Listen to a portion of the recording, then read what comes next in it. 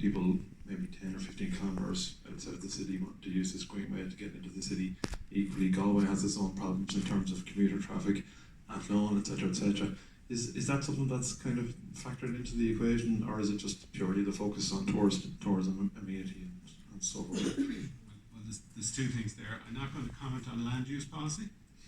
So the notion that we would be building any piece of infrastructure to encourage a particular land use pattern is something that I'll avoid. And secondly, they are different. They are different products. So it's not to say that a facility of this nature might not be used by commuters. I'm sure it will. I mean, one part of the element that we were planning through that loan passes by 6 schools. Now, that's a coincidence, really. The route we were choosing was to kind of pick up on nice views and access to restaurants and be off-road, and it's limited enough, but it happens to go by 6 schools.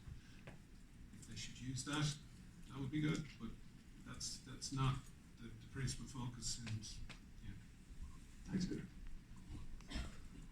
There is a farmer in Waterford who was dead set against the Greenway in Waterford and now is their biggest advocate.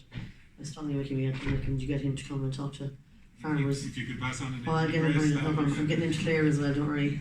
Got great plans for this guy. The other thing I was wondering about, and this is not like a challenging question, but I'm just genuinely curious as to, and I've asked Dennis Naughton in the past as well, is that why cycle lanes always have to be community owned and motorways don't.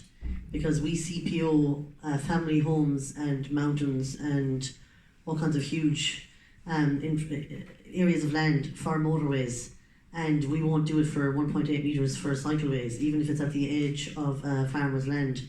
And I'm just genuinely wondering, is that because the IFA is such a strong lobby group and farmers make a lot more out of motorways, or because it's just such a, we have no Greenway in Clare, and I work with schools doing sustainable travel, and I think that every Greenway should never ignore the fact that there are schools locally. They should always be.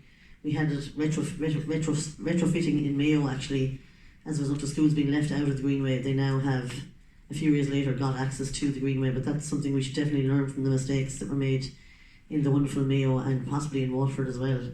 But I genuinely would love to know, I don't think we should, it's always like we have to bring the community with us, but why won't we ever CPO land, even at the edge? We have a 4-year court case in Clare on the way to Cliffs of Moher, which is one of those places that gets 1.2 million visitors coming down from Dublin for the day. Nobody can walk or cycle to that facility apart from along the cliff walk. And there's a beginning of a cycle lane that's 4 years old that is still in the courts, and it just seems to be, we're so slow and so behind when it comes to cycling infrastructure. I'm just genuinely wondering why the TII or the Department of Transport don't ever consider CPOing land. It's a big question, sorry.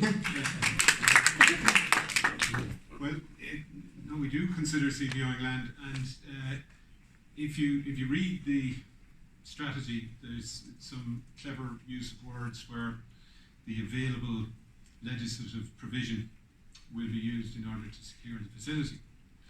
They could not bring themselves to write the words compulsory purchase order, but I in fairness to the independent chairman of that first working group, he made it clear that he could see no way of delivering a linear infrastructure without the use of CPO, and it needn't be adversarial. You can have a piece of land where nobody knows who owns it, or you can have one where the owner is not competent to negotiate. So you do need certainty. One of the things that Paul Jarlin made it clear to us is that the culturally curious are also avid social media users, and they've only to turn up once to find your facility closed because you've fallen out with one of the landowners, to go home and then tell everybody else, and the damage would be immense. So if we're going to do it, we should do it seriously, and to do it seriously we need to own it. Now, the IFA have not said that they are implacably opposed. What they have said is that the government is confusing people by the messages they're putting out, where they've said things like it's off the table on occasion, certain members, but officially that's not the case, and in fairness to the IFA, they just like some clarity, and we have found them through our roads side of activity to be perfectly practical people who will deal. And the one thing about a bicycle is it will turn through a very small radius, so we can avoid people. There's no need to be going through people who don't want to be going through.